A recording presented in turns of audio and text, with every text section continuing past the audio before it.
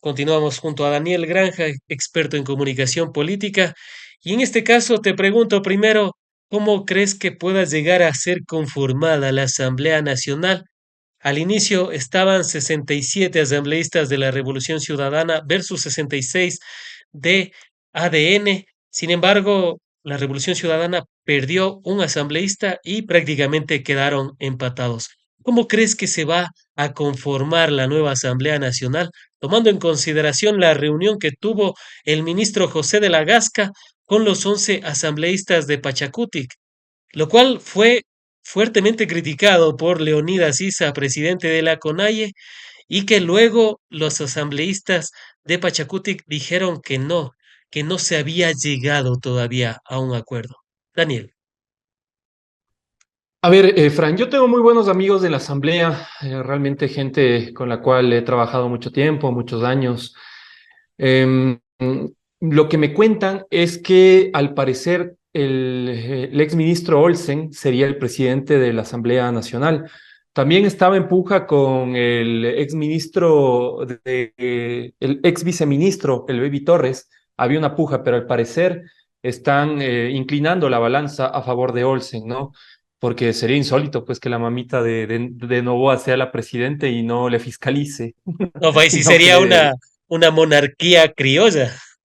criosa, hermano, lo que les gusta a un montón de gente aquí. Pero bueno, esos es como los datos evidentes. Me cuentan que las negociaciones con la Revolución Ciudadana, con Pachacuti, todavía están dándose, ¿no? Fue muy bueno lo que hizo Leonidas. A mí me parece que como un líder que es, un líder que viene del campo social, además, el hecho de que sus votos se transfieran a sus asambleístas también debe ser un tema de responsabilidad, ¿no? Leonidas siempre ha estado en contra de estas políticas de derecha, entonces si esta gente hace todo lo contrario, lo mínimo que deben hacer es castigo indígena, ¿no? Entonces, esperemos que no pase. Yo aludo siempre a la paz.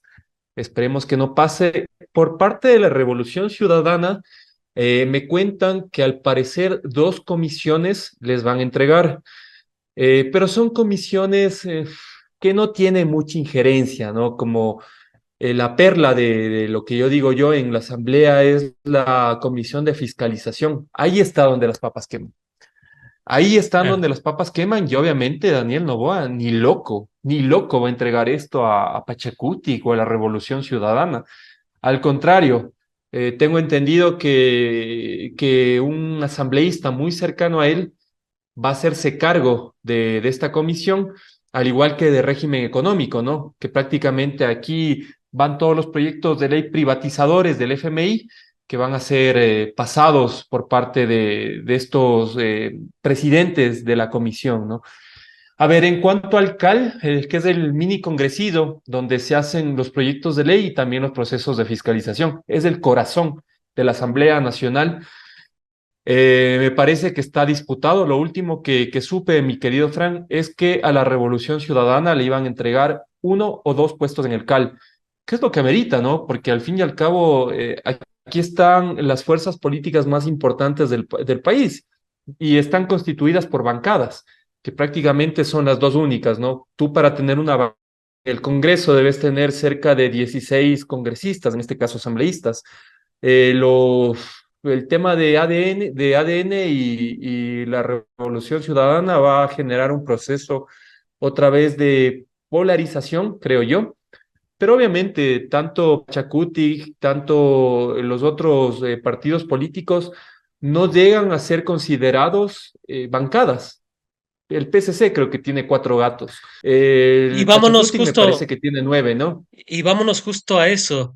Para ser la mayoría, son 77 votos en esta nueva Mayoría simple. conformación de la Asamblea Nacional. Efectivamente, la mayoría simple, que a la final Sí. van a ser los que van a designar a miembros del CAL, van a designar a las comisiones y ahí podemos verle en pantallas la distribución. Revolución Ciudadana 67, ADN 66, Partido Ujú. Social Cristiano 5, Pachacutic 9, Alianza UP-PD PCE 1, Construye 1 y Movimientos Locales 2. O sea, los votos son en disputa de 15, a ver, 9.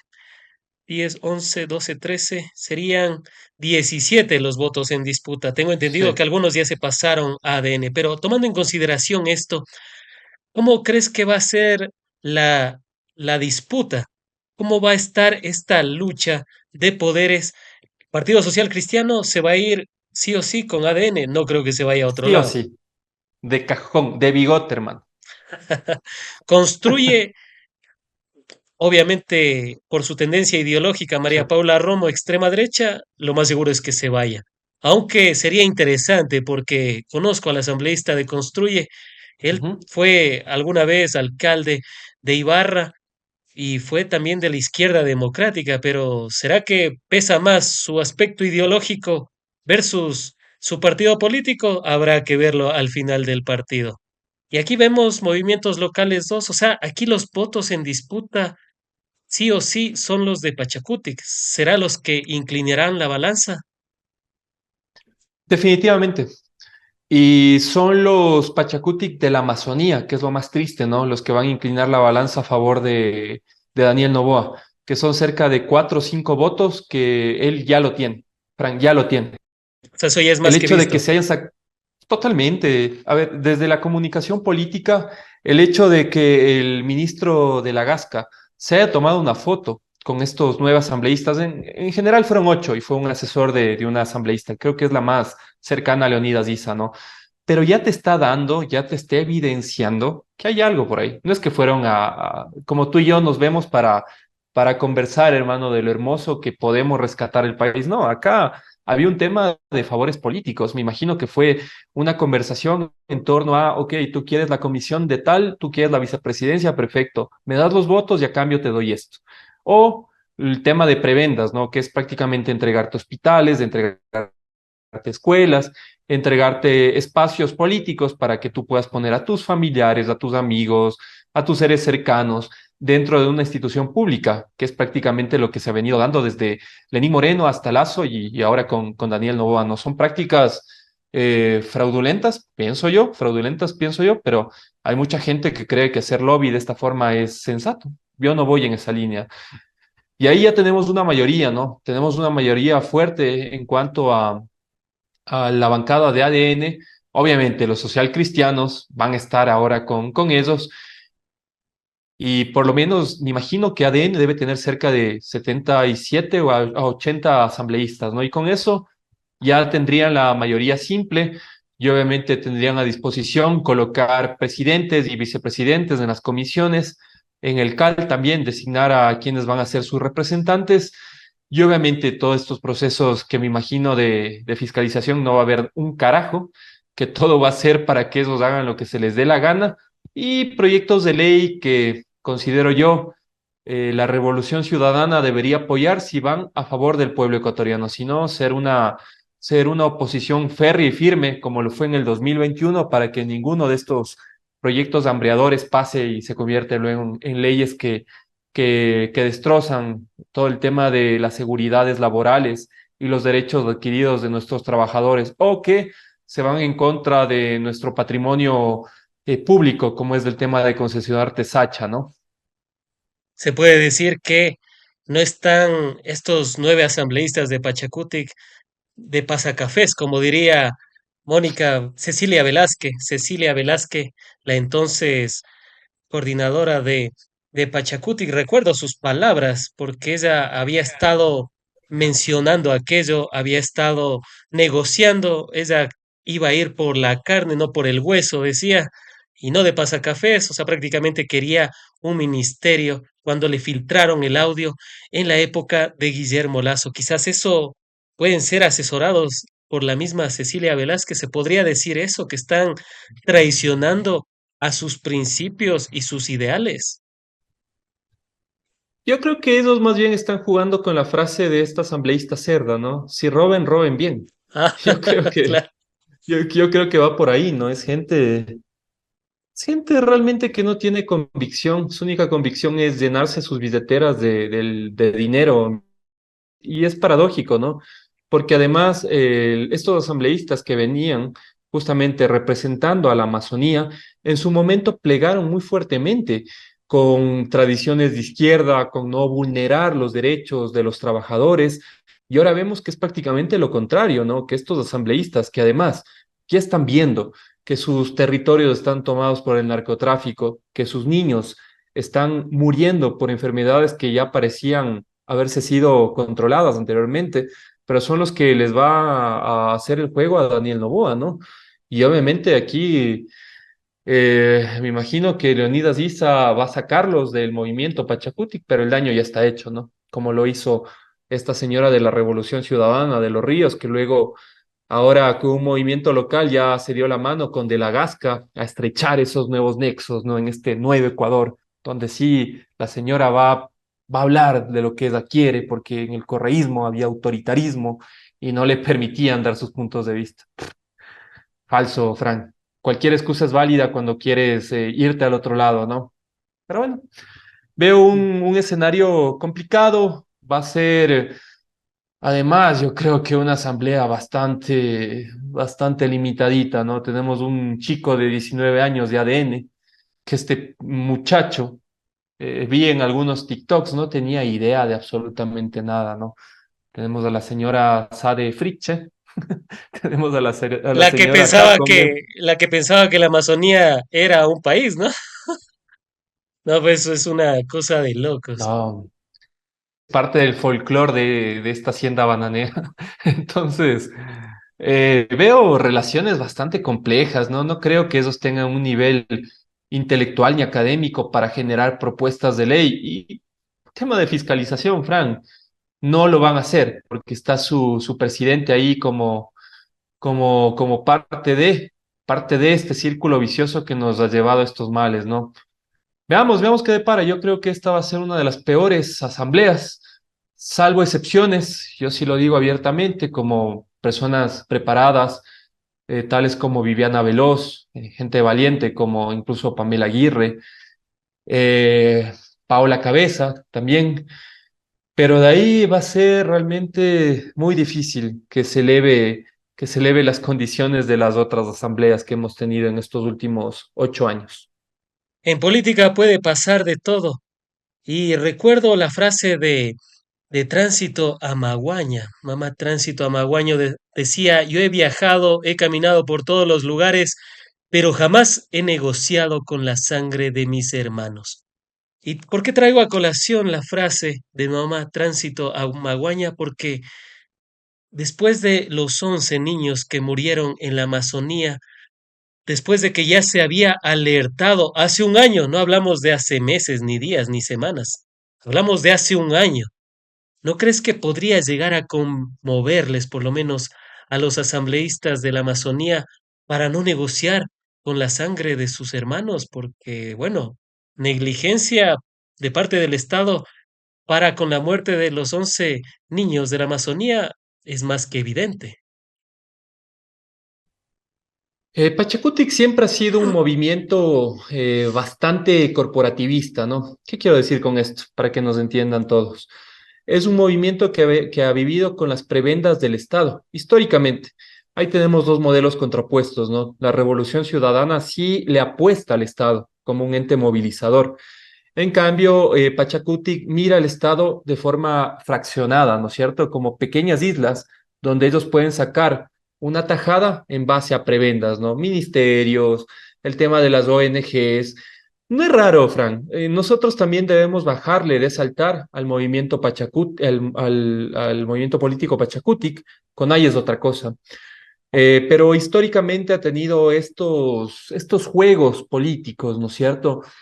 Eh, Créeme que si a mí me haría una propuesta el gobierno y si yo soy una persona de la Amazonía donde veo que mis sitios, mis lugares, donde viven mis familiares, mis hermanos, están copados por el narcotráfico, que hay 11 niños que murieron por enfermedades que ya parecían haberse curado o extinguido en el Ecuador, pero no lo vemos así ahora en el Nuevo Ecuador, a mí me daría vergüenza. Yo no podría negociar con la sangre de mis hermanos, ni con el dolor de mi gente. Pero Ujú. eso somos tú y yo, Frank. Ya cuando la gente está metida en la política, su corazón pasa a ser una moneda, centavos, al fin y al cabo. Lo interesante de esto es que la historia les va a juzgar y pueden ahora llenarse los bolsillos de vil dinero, de la vil moneda, como diría el rey de la cantera. Pero ustedes, basuritas, van a quedar justamente en la parte más oscura de la historia ecuatoriana. Ustedes van a ser de esos ejemplos que no deben darse para que el Ecuador no vaya en contra de sus propios intereses. Ustedes van a quedar como lo que es María Paula Romo, como lo que es Lenín Moreno, como traidores, como lacayos, como gente que no tiene escrúpulos, que negocian con sus hermanos. Tal vez no ahora, tal vez no en 10 años, tal vez no en 15, pero cuando entremos en un proceso democrático donde la sociedad tome otra vez conciencia, ustedes van a estar en el ostracismo, donde nunca debieron salir, en el olvido. Mientras tanto, gente como Frank, gente como yo, gente como ya, digamos, en otros niveles, como Eloy Alfaro, como Rafael Correa, quedarán en la historia, porque siempre estuvieron del lado de los más débiles, siempre priorizaron el ser humano por sobre el capital, cosa que ustedes tal vez en su momento tuvieron como ruta de inicio, pero ya cuando su ideología fue permeando con el dinero, con los intereses, con los privilegios, se dieron cuenta que para la política ustedes debían tener una mano en el arco iris de Pachacutic y la otra en el bolsillo para engordar sus chequeras. Son, son de llorar, pero bueno, la historia les va a juzgar. Y no solamente la historia, también las nuevas generaciones del movimiento indígena y y del pueblo ecuatoriano que está viendo en ustedes lo más pernicioso, lo que no se debe hacer en política. Antes de finalizar, me gustaría tener tu lectura. ¿Será que no tiene el control ni Guillermo Churunchumbi, que es el presidente de Pachacutic, ni Leonidas Issa de su movimiento político? Porque a la final Pachacutic es el brazo político de la CONAIE. ¿Será que ninguno de los dos está realmente liderando a su brazo político? Es complicado, ¿no? Porque, a ver, los liderazgos de Leonidas Issa son muy recientes. La ala de Pachacutic y también la CONAIE, que es del brazo social, durante estos 10 años, si no recuerdo, por lo menos 10 a 15 años han estado derechizados, ¿no? Ahí Claro. teníamos a Salvador Quispe, a Lourdes Tibán, a Marlon Santi, esta gente, como te digo, que se pone el arco iris con la izquierda, pero con la derecha eh, engordan sus billeteras, ¿no es cierto? Y claro, hacer esta ruptura de este modelo es duro, es duro. O sea, en ese sentido, yo puedo tener todas las críticas a Leonidas, dice, pero me parece que ha sido una persona que ha tratado de dar la batalla para que la CONAIE vuelva al ideal primario, que era justamente la lucha en defensa de los más desfavorecidos. Así que yo Prácticamente creo se que fue, prácticamente se fue al caño los líderes históricos, las frases reivindicativas y todas las luchas de los 90. es lamentable, ¿no? Porque están tirando por un caño, un caño realmente de basura, sus luchas históricas. Así que también yo creo que esto es un llamado de atención donde están golpeando a la legitimidad de Leonidas Issa. Y obviamente una vez que golpeas a un líder, otro se va posicionando. Y yo creo que ahora va a ser bastante dura la reelección de Leonidas si él desea. Entiendo que él no quiere, pero una persona que sea consecuente con su línea política me parece que lo va a tener difícil, ¿no? Porque inmediatamente te van a enrostrar estos tres amazónicos asambleístas que te están diciendo yo me voy con Novoa, pese a que hay muerte de once valientes oficiales de las Fuerzas Armadas, pese a que hay muerte de 11 niños, pese a que sus territorios están plagados de narcotráfico, pero a esta gente le vale un carajo. Y eso va a ser duro. Yo creo que eso en términos políticos va a ser muy fuerte para el liderazgo de Leonidas Issa y obviamente con la maquinaria mediática que tiene el gobierno, porque no es así nada más, mi querido Fer, no es que yo quiero ser presidente de la CONAIE, no, carajo, aquí hay relaciones demasiado cercanas entre la derecha, que en este caso es la expresión de Daniel Noboa, con estos liderazgos de la derecha, que es de la CONAIE, van a empatar, yo estoy seguro que van a hacer una campaña de desprestigio brutal a la imagen de Leonidas, van a colocarlo como una persona intransigente, que no escucha a nadie, un Correa prácticamente van a convertir la imagen de Leonidas en un Rafael Correa. Y con esto obviamente van a romper desde adentro el movimiento indígena, que es lo importante que hizo de la Gasca, que al fin y al cabo, digamos, sí pudo o no pudo haberse dado acuerdo, yo creo que sí hubo acuerdo, pero lo No interesante vi que la hizo de la cara, Gasca no vi la es cara de romper todos los, internamente al movimiento indígena. no vi la cara de todos los asistentes, los asambleístas de Pachacutic. La mayoría era de felicidad. Solo a dos les vi así un poco serios, pero la mayoría mostraba más felicidad que otra cosa. Antes de, antes de finalizar con esta primera parte, otra vez tuvimos ese pequeño lag que a veces decimos fallas técnicas entre comillas, pero ya sabemos que tenemos gente que no quiere que salga a flote nuestro programa. Perfecto, ya estamos nuevamente. Antes de finalizar con esto, ¿cuál sería la verdad monumental de la nueva conformación de la Asamblea Nacional en este nuevo periodo legislativo? A ver, yo creo que los liderazgos de izquierda progresista deben ir con un letrerito bien grabado en sus conciencias, que es resistir y proponer. Yo creo que esa es la estrategia que se debe implementar. Resistir, resistir, aguantar todos los golpes, todos los embates, porque ya lo hemos sufrido. Ya hemos pasado por esto desde hace mucho tiempo. Y ahí se ve realmente del material que estás hecho. Yo tengo plena confianza que muchos de mis amigos, que incluso están como asambleístas, mis amigas que están ahí como asambleístas, van a resistir. Y una vez que resistan este embate brutal del neoliberalismo, proponer. Porque el régimen de Daniel Noboa es un barco a la deriva y tarde o temprano va a terminar hundiéndose. Y ese momento va a ser decidor para que tanto las y los asambleístas del campo popular progresista puedan darle alternativas al pueblo ecuatoriano. Y en caso de que obstruya el gabinete ejecutivo de Daniel Noboa y en el caso la bancada de ADN, evidenciar quiénes son, ¿no? Prácticamente son personas que no les interesa tu bien común, sino hacer negocios a través del Estado. Y a través, yo creo yo, ya de este enmarcaje, se puede crear unas líneas interesantes de comunicación, de política y obviamente de reflexión en el pueblo ecuatoriano para que realmente evidencie lo que hemos venido denunciando todos estos años, ¿no? Y eso, hay que resistir y proponer.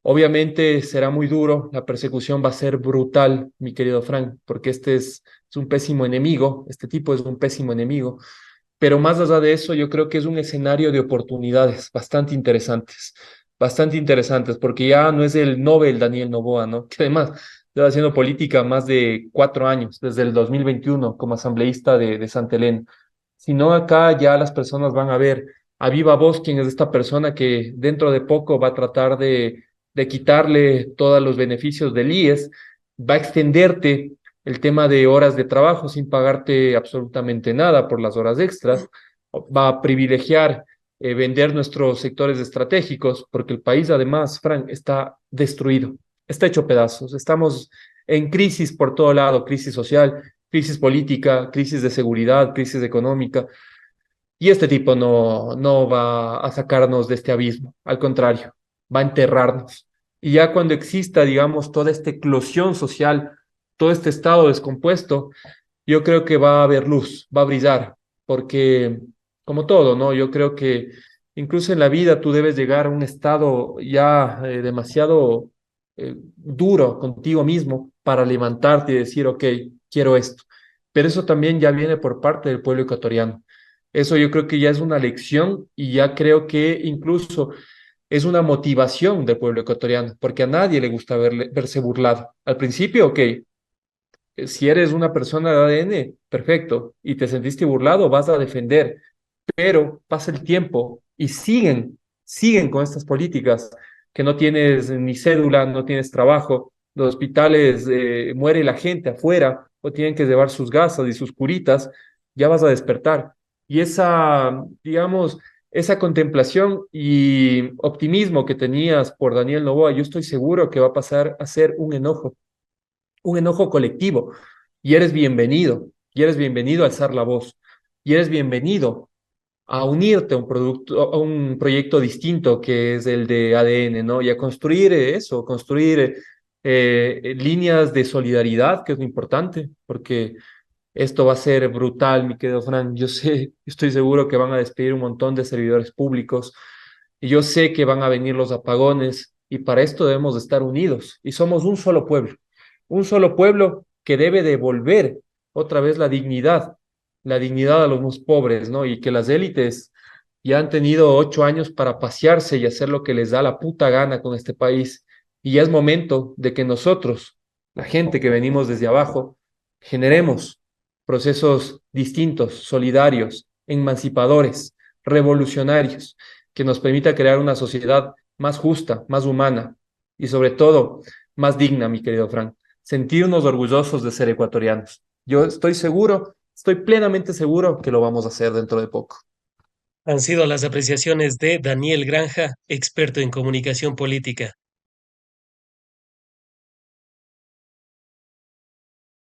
Vuelta a los 2000, ¿no? ¿Recuerdas tú? También pasó en mi época que nosotros acompañábamos a nuestros padres a sacar la cédula y no había especies, o tenías que hacerle el negocio a los tramitadores, ¿no? Donde ellos prácticamente a través de sus acciones te permitían sacar la cédula, y es lo mismo que está pasando ahora ya en el 2025, ¿no? Así que hemos retrocedido más de 20 años. Esta es la política regresiva de Daniel Noboa, ¿no? Pero esto no es casual, mi querido Frank. Ha sido producto de estos acuerdos que se dan con el FMI para que se achique el Estado. Y achicar el Estado es básicamente que se despidan a la gran cantidad de funcionarios públicos que generaban estos servicios para la ciudadanía. Si esos funcionarios públicos, amiguitos de ADN, que ustedes pedían que se les despida porque no son eficaces, porque son pipones, porque cobran sueldos sin hacer nada. Esas personas que ustedes pedían sus despidos, ahora son las personas que hacen falta para agilitar estos procesos de sedulación. Recordaba un meme buenísimo cuando volvieron a aparecer los tramitadores. Le decía el un tramitador al otro, hola, pensé que ya no estabas en el país. Y preguntaba el otro, ¿por qué? Porque tramitadores ya no había hace 14, 15 años, pero Claro. volvieron. Desde hace 3, 4 años se vuelve a denunciar esto. Y esto es legal, o sea, los tramitadores pueden hacer eso, pueden tramitar tranquilamente los turnos para conseguir la cédula, o en el Nuevo Ecuador esto es posible pese a la ilegalidad. Este país, hermano, está gobernado por la barbarie, ¿no? Entonces, aquí tú puedes hacer lo que te da la gana, absolutamente, ¿no? Aquí puedes invadir una embajada y luego la prensa te maquilla diciendo que tú eres la persona que está condicionando para volver a retomar las relaciones con México, ¿no? Aquí en este Nuevo Ecuador hay unos asesinatos a diario, pero parece que los críticos somos los causantes o el correísmo, ¿no? De esta barbarie llamada en el Ecuador. Y obviamente que no está permitido, mi querido Frank. Por algo hay todo el andamiaje del Estado que debería estar al servicio de los 14 millones de ecuatorianos, ¿no? Que ahora ya no tienen cédula. Si mal no recuerdo, hasta 2024 del otro año existía cerca de 280.000 ecuatorianos que no contaban con cédula, ¿no es cierto? Entonces, esto también te abre un debate interesante de la importancia de retomar las políticas públicas, ¿no? La importancia de que existan funcionarios de carrera, que más allá del tema de la política, existe una institucionalidad en este país. ¿Y qué quiero decir con institucionalidad? Que más allá de que existan gobiernos de izquierda o de derecha, que se permitan que temas tan básicos e importantes como sacar tu cédula, como tener permisos de temas laborales porque tú vas a ser papá o porque tú estás embarazada y necesitas todas las resguardas de ley. O, por ejemplo, el tema de salud, de educación, deberían ser garantizados. Pero ya vimos que únicamente fueron durante 10 años de la Revolución Ciudadana donde estos servicios eran para todos. Y ahora estamos retrocediendo a la barbarie de los 90, ¿no? Donde prácticamente las personas que tienen dinero cuentan con todas las salvaguardias para poder tener todos los recursos cubiertos, ¿no? Mientras tanto, el pobre tiene que esperar 3 meses, a veces hasta 6 meses, mi querido Frank, para tener tu cédula o peor aún, tu pasaporte para poder viajar del Ecuador a otro país. Y esto es lo que se avecina con los acuerdos con el Fondo Monetario Internacional, reducción del Estado, que las instituciones públicas ya no funcionen como funcionaban antes y que así la gente se siga desilusionando para quizás en un futuro privatizar el registro civil.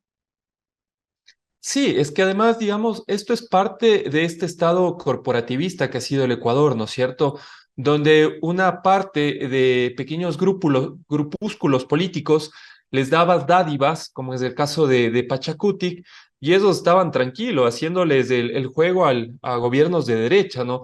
Pero por primera vez en el país vino un gobierno de corte popular progresista, keynesiano, como tú bien lo has denominado en otros programas que hemos compartido, donde ellos sí creen en el Estado como fuerza movilizadora social, económica, y obviamente una vez que ya haces este giro de consonante en cuanto a los derechos, libertades, las personas, los ecuatorianos podían acceder a todos estos derechos, ¿no? Becas educativas, salud pública, que antes la gente se quejaba porque únicamente habían una determinada pastilla, pero ahora no hay nada, ¿no? Incluso yo vi la imagen del día de ayer de una mujer de 21 años que dio a luz en la calle, en plena calle en Guayaquil, mientras la señorita Lavinia Balbonesi está haciéndose fotitos en yates, ¿no?